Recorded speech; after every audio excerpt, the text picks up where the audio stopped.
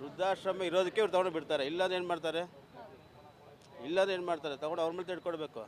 ಅದು ಫಸ್ಟು ತಂದೆ ತಾಯಿಗಿನ ಮಕ್ಕಳು ತಿಳ್ಕೊಬೇಕು. ಅದನ್ನು ಹೆಣ್ಣಾಗಲಿ ಗಂಡಾಗಲಿ ಆಸ್ತಿ ಮಾತ್ರ ಹಂಚ್ಕೋತಾರೆ. ನಾವು ಹೋಗಿದ್ದು ಹಾಸ್ಪಿಟ್ಲಿಗೆ 8 ಲಕ್ಷ ಕಟ್ಟರೂ ಕಟ್ಟಬೇಕು, 1 ಲಕ್ಷ ಕಟ್ಟರೂ ಕಟ್ಟಬೇಕು. ಇಲ್ದಿರೋ ಏನು ಮಾಡ್ತಾರೆ? ನಮ್ಮ ಹತ್ರ ಬಿ ಪಿ ಎಲ್ ಕಾರ್ಡ್ ಇಲ್ಲ, ನಮ್ಗೆ ಯಾರಿಗೆ ಮಾಡ್ಕೊಡ್ತಾರೆ? ಸಂಬಂಧಕ್ಕೆ ಇವಾಗ ಬೆಲೆನೇ ಇಲ್ವಲ್ಲ. ತೋರಿಸಿ ಎಲ್ಲಿದೆ ಅಂತ. ಸಂಬಂಧಕ್ಕೆ ಬೆಲೆ ಇಲ್ಲಮ್ಮ. ಯಾಕಂದರೆ ಈಗ ಮದುವೆ ಮಾಡಿಕೊಟ್ಮೇಲೆ ಅಕ್ಕ ದೂರ ಹೋಗ್ತಾಳೆ, ನಾವು ಮದುವೆ ಮಾಡ್ಕೊಂಡು ನನ್ನ ಹೆಂಡತಿ ಅವ್ರ ಮನೆ ದೂರ ಆಗ್ತಾರೆ.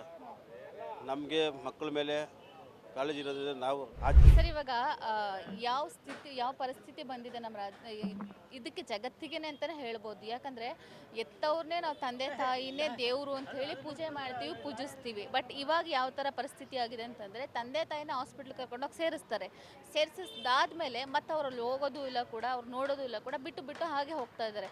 ಅಂಥವ್ರನ್ನ ಇವಾಗ ಗೌರ್ಮೆಂಟ್ ವಹಿಸ್ಕೊಂಡು ವೃದ್ಧಾಶ್ರಮಕ್ಕೆ ಸೇರಿಸ್ತಾ ಇದೆ. ಸೊ ಅದಕ್ಕೋಸ್ಕರ ಇವಾಗ ಗೌರ್ಮೆಂಟ್ ರೂಲ್ಸ್ ಮಾಡ್ತಿರೋದು ಏನಂತಂದರೆ ಆ ಥರ ಬಿಟ್ಟೋದವ್ರನ್ನ ಆಸ್ತಿ ಏನಿದೆ ಅದನ್ನು ರಿಟರ್ನ್ ತೊಗೊಳ್ತೀವಿ ಅಂತ ಒಂದು ರೂಲ್ಸ್ ಮಾಡ್ತೀವಿ ಅಂತ ಹೇಳ್ತಾ ಇದ್ದಾರೆ. ಸೊ ಇದ್ರ ಬಗ್ಗೆ ಏನು ಹೇಳ್ತೀರಾ? ತೊಗೊಂಡ್ರೆ ತುಂಬ ಒಳ್ಳೆಯದು. ಯಾಕಂದ್ರೆ ಎತ್ತು ಹೊತ್ತು ಅವ್ರನ್ನ ಸಾಕಿ ಸಲಿ ಮತ್ತು ಸ್ಕೂಲ್ ಕಳಿಸಿ ಕಾಲೇಜಿಂದ ಹಿಡ್ಕೊಂಡು ಎಲ್ಲ ಮಾಡಿರ್ತಾರೆ ಅವ್ರಿಗೆ.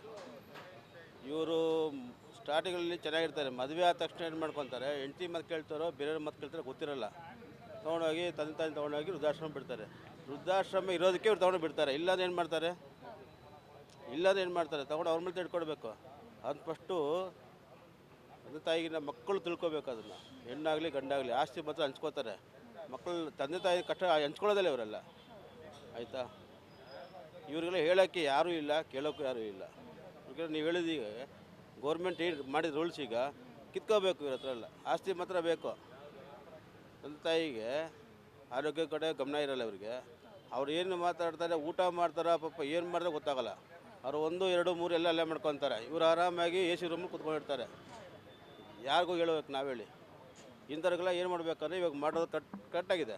ಸರ್ಕಾರ ಮಾಡೋದು ಕಿತ್ಕೋಬೇಕು, ಆಸ್ತಿ ಕಿತ್ಕೋಬೇಕು. ಹೆಣ್ಣಾಗಲಿ ಗಂಡಾಗಲಿ ತೊಗೋಬೇಕು ವಾಪಸ್ಸು, ಅಷ್ಟೇ.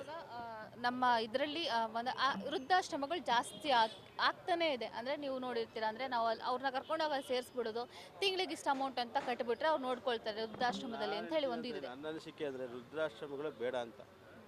ಇದ್ರದಂತ ತೊಗೊಂಡು ಬಿಡೋದಕ್ಕೆ ಅಲ್ವಾ? ನಾನು ಇರೋದಕ್ಕೆ ತಾನೇ ನೀವು ಬಂದು ಮೈಕ್ ಕೊಟ್ಟಿದ್ದೀರಾ. ಇಲ್ಲದೆ ಏನು ಮಾಡ್ತೀರಾ? ಅಷ್ಟೇ ಅಲ್ವಾ? ಹಾಗಾಗಿ ನಂದು ಅದೊಂದು ತುಂಬ ಒಳ್ಳೆ ಕೆಲಸ ಮಾಡಬೇಕು ಅಂದರೆ ವೃದ್ಧಾಶ್ರಮ ತೆಗಿಬೇಕು ಫಸ್ಟು. ಅವಾಗ ಇವ್ರು ಸರೋಗ್ತಾರೆ.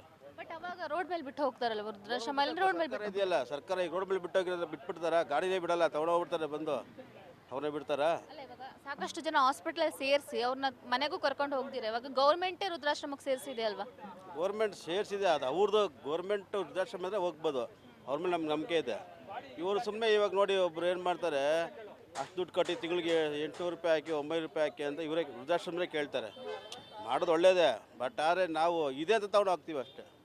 ಇಲ್ಲದೇ ಬೇಡ ಅಂದ ಅಷ್ಟೇ. ನನಗೇನಂತಂದರೆ ಸ್ಕೂಲ್ ಮಕ್ಕಳಿಗೆ ಒಂದು ಒಳ್ಳೆ ಮಾನ್ಯತೆ ಕೊಡಿ. ಸ್ಕೂಲ್ ಬಗ್ಗೆ ಎಲ್ಲರಿಗೂ ಕಾಳಜಿ ಇರಲಿ. ಹೇಳ್ಬೇಕು ಎಲ್ಲರಿಗೂ ಈ ಥರ ಸ್ಕೂಲ್ ಒಳ್ಳೆ ಸ್ಕೂಲ್ ಇದೆ ಅಂತ. ಯಾರೂ ಆಗಲಿ, ಮೀಡಿಯಾದಾಗಲಿ ನಾವಾಗಲಿ ಯಾರಾಗಲಿ ಮಕ್ಕಳ ಬಗ್ಗೆನೇ ಯಾರೂ ಕೇಳ್ತಾಯಿಲ್ಲ. ನಾವು ಎಷ್ಟು ಫೀಸ್ ಕಟ್ಟರು ಸುಮ್ಮನೆ ಇದ್ದಾರೆ ಜನ. ಆರೋಗ್ಯದ ಬಗ್ಗೆ ಯಾರಿಗೂ ಗಮನ ಇಲ್ಲ.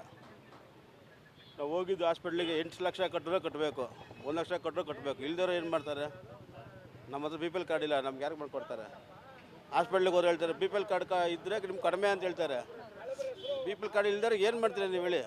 ಏನು ಕೊಟ್ಟಿದ್ದೀರಾ ಈಗ? ಅಕ್ಕಿ ಅಂತೀರ, ನಮ್ಮ ಹತ್ರ ಕಾರ್ಡೇ ಇಲ್ಲ, ನಮ್ಗೆ ಅಕ್ಕಿ ಎಲ್ಲಿ ಕೊಡ್ತಾರೆ? ಯಾರು ಅದ್ರ ಬಗ್ಗೆ ಹೇಳಲ್ಲ ಮೇಡಮ್. ಸುಮ್ಮನೆ ನಾವು ಮನುಷ್ಯರು ನಿಮ್ಗೆ ಹೇಳಿದೆ ಅಷ್ಟೇ.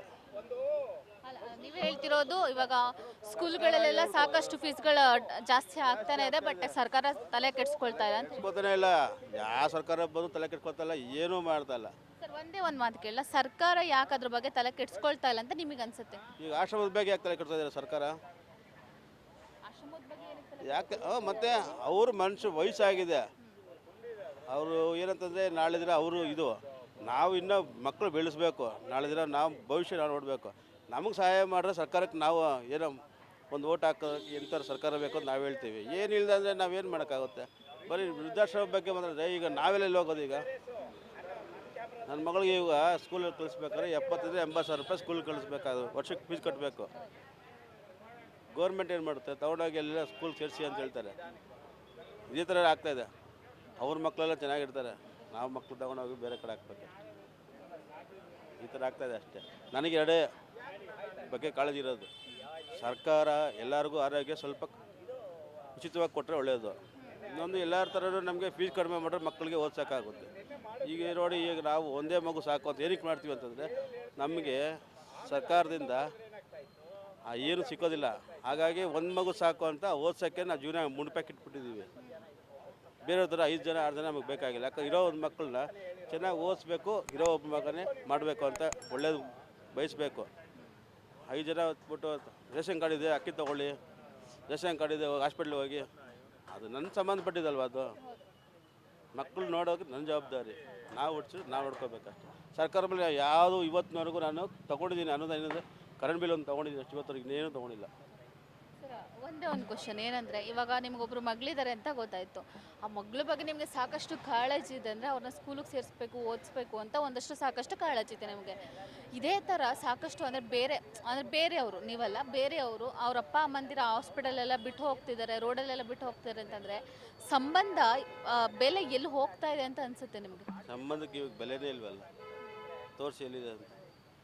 ಸಂಬಂಧಕ್ಕೆ ಬೆಲೆ ಇಲ್ಲಮ್ಮ. ಯಾಕಂದರೆ ಈಗ ಮದುವೆ ಮಾಡಿ ಕೊಟ್ಮೇಲೆ ಅಕ್ಕ ದೂರ ಹೋಗ್ತಾಳೆ, ನಾವು ಮದುವೆ ಮಾಡ್ಕೊಂಡು ನನ್ನ ಹೆಂಡತಿ ಅವ್ರ ಮನೆ ದೂರ ಆಗ್ತಾರೆ. ನಮಗೆ ಮಕ್ಕಳ ಮೇಲೆ ಕಾಳಜಿ ಇರೋದ್ರಿಂದ ನಾವು ಆಚೆ ಹೋಗ್ತಾ ಇರ್ತೀವಿ. ಎಲ್ಲರಿಗೂ ಒಂದೊಂದು ತಲೆ ಇದ್ದೇ ಇರ್ತದೆ. ಸರ್ಕಾರ ನೀವು ಹೇಳಿದಾಗ ಸರ್ಕಾರ ಬರೀ ಇದಕ್ಕೆ ಇದಾಗ್ಬಿಟ್ರೆ ಏನು ಪ್ರಯೋಜನ ಇಲ್ಲಮ್ಮ. ಎಲ್ಲರೂ ಒಂದೇ ಥರ ತೂಗಕ್ಕೆ ಇಟ್ಕೊಂಡ್ಬಿಡ್ಬೇಕು, ಎಲ್ಲರೂ ಅಷ್ಟೇ. ಒಳ್ಳೇದು ಮಾಡಬೇಕು, ಎಲ್ಲದಕ್ಕೂ ಒಳ್ಳೇದು ಮಾಡಿ. ನಿಮ್ಮಿಂದ ಅವ್ರಿಗೆ ಸಹಾಯ ಮಾಡೋಕ್ಕೆ ನೀವು ಹೇಳಿ, ನಾವು ಈ ಥರ ಪ್ರೋತ್ಸಾಹ ಕೊಟ್ಟಿದ್ದೀವಿ. ಹಾಗಾಗಿ ನೀವು ಹೇಳಿದ್ರೆ ನಿಮ್ಮ ಮೂಲಕ ಗೊತ್ತಾಗಬೇಕು ಸರ್ಕಾರಕ್ಕೆ. ಬರೀ 5 ಕೊಟ್ಬಿಟ್ರೆ ಬೇರೆ ಸ್ಕೂಲ್ಗೆಲ್ಲ ಯಾರು ಕೊಡ್ತಾರೆ ನೀವು ಹೇಳಿ. ಸ್ಕೂಲ್ ಬ್ಯಾಗೆ ಕೊಡಲಿ, ಸ್ವಲ್ಪ ಏನಾದರೂ ನಮಗೂ ಒಂದು 50% ಡಿಸ್ಕೌಂಟ್ ಕೊಡೋಕ್ಕೆ ಕೇಳಿ, ಸ್ಕೂಲ್ಗೆ ಹೇಳೋಕ್ಕೆ ಕೇಳಿ. ಆರ್.ಟಿ ಇತ್ತು, ಆರ್.ಟಿ ಇಳಿಸ್ಬಿಟ್ಟಿದ್ದಾರೆ. ಈಗ ಯಾರು ಮಾಡಿದ್ದು? ಆರ್.ಟಿ ಇಲ್ಲ ಸರ್. ಈಗ ಎಲ್ಲಿಂದ ತರೋಣ? ಇರೋ ಒಂದು ಮಗಳನ್ನ ಓದಿಸ್ತಾ ಇದ್ದೀವಿ ಅಷ್ಟೇ. 3 ಜನ ಮಕ್ಕಳನ್ನ ಏನು ಮಾಡ್ತಾರೆ ಅಲ್ವಾ? ಅಟ್ಲೀಸ್ಟ್ ಆರ್.ಟಿ ಹಾಕ್ರೆ ಒಂದು ಮಗು ಅವ್ರು ಸಿಕ್ಕುತ್ತೆ ಅಂತ ಅವ್ರಿಗೆ ಖುಷಿ ಇರುತ್ತೆ ಅಷ್ಟೇ, ಇನ್ನೇನಿಲ್ಲ. Thank you. Beat plus Karnataka.